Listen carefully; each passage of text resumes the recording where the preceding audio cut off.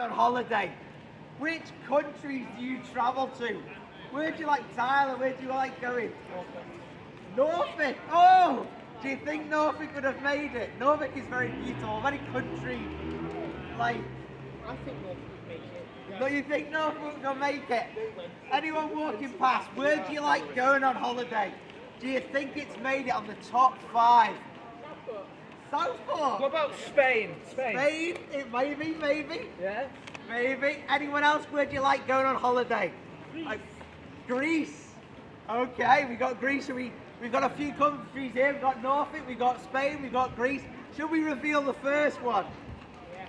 The number 5 of the top 5 countries that British tourists went to. The places British tourists loved. Do you love this place? Let's see. It is Greece. Oh, so someone in the back said Greece. I've only been to Greece once. I've been to Crete. But every time I go to the Southport indoor market, I go to the Greece store and I get a kebab. Do you like going to Greece? So Greece made it to number 5, but it wasn't the number 1. Where do you like going on holiday if you walk past? Anyone walking past, where do you like going on holiday? Has it made it to the top 5? Oh, it maybe, might be there. We've got another one for Spain. What, Italy? Number 4, let's see what number 4 is. Number 4 we have Italy. Ciao! Ciao! We've got Italy. Lots to see in Italy, isn't it? You've got Rome, you've got Venice, you've got funny towers that are leaning. Isn't it? Italy's beautiful. Pizza. Oh, mamma mia. Italy. Lake Garda. Beautiful places, isn't there? Going to Italy. But it wasn't number 1. So what is number 1? This is where do the UK like going on holiday? Number 3. What have we got? France. Let's see. Is it France? Graham's not seen my talk before. It is France. Bonjour. It is France. I've only gone to France a couple of times. Disneyland, that's where I go to France. Anyone walking past? Where do you like going on holiday? Has it made it to the top 5? Beautiful places, beautiful things. Where do we go? Where do we like going? No Norfolk yet. Number 2. It's not Germany. Australia? It's not Australia.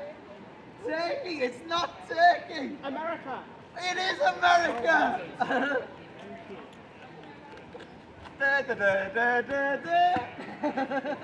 Again, loads of beautiful things in America, isn't it? New York, you can pretend you're in the movies, can't you? Or you can be in Florida, enjoy the sun. Oh, beautiful places in America. But what is number 1? What is the British tourist? What is the country? What is number 1? We've got Greece, we've got Italy, we've got France. You go to Liverpool on your holidays. That's not very far. The place that we all go to is España. It's Mallorca. It's Tenerife. It's Benidorm. It's Barcelona. It's Madrid. It's Paella, isn't it? Hola. I only learned one bit of Spanish, and it was patata fritas, which is chips.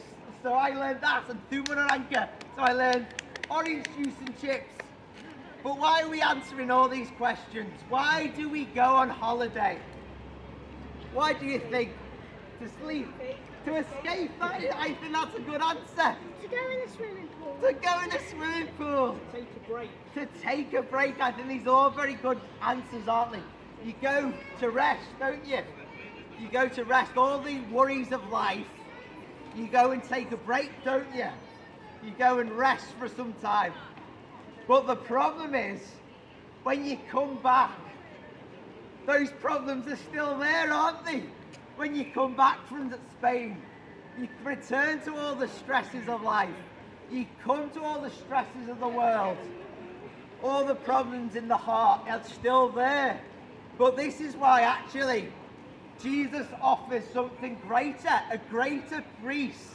And he said this, Come to me, O labor and heavy laden, and I will give you rest. He's saying those people with the stresses of life, with the stresses in the heart, come to him and he will give you rest. This is one of the famous Bible verses in the Bible, one of the books. It says, "The Lord is my shepherd, I shall not want. He makes me lie in green pastures. He leads me beside the still waters. He restores my soul." With all those stresses in life, if Jesus is your God, you can bring that worries to him. You can give those worries to them, and he walks with you throughout that, throughout the trouble. But not just that. What about this phrase? Even though I walk through the valleys of the shadow of death, I will fear no evil. For you are with me, your rod and your staff, they comfort me. Even through the valley of death. How many other things can say that? But a Christian can say that because Jesus has conquered the grave. He died on that cross.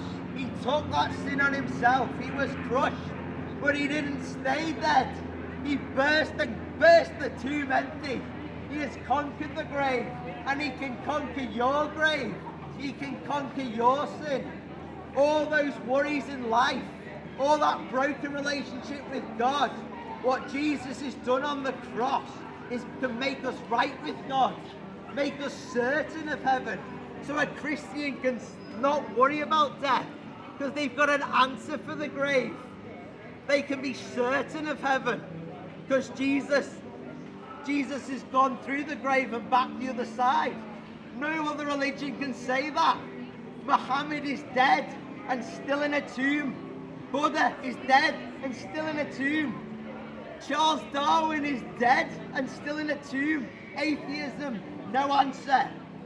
But Jesus has conquered the grave, and he can conquer your grave. And this is why we come on the street, because we have found this hope. We have found this peace.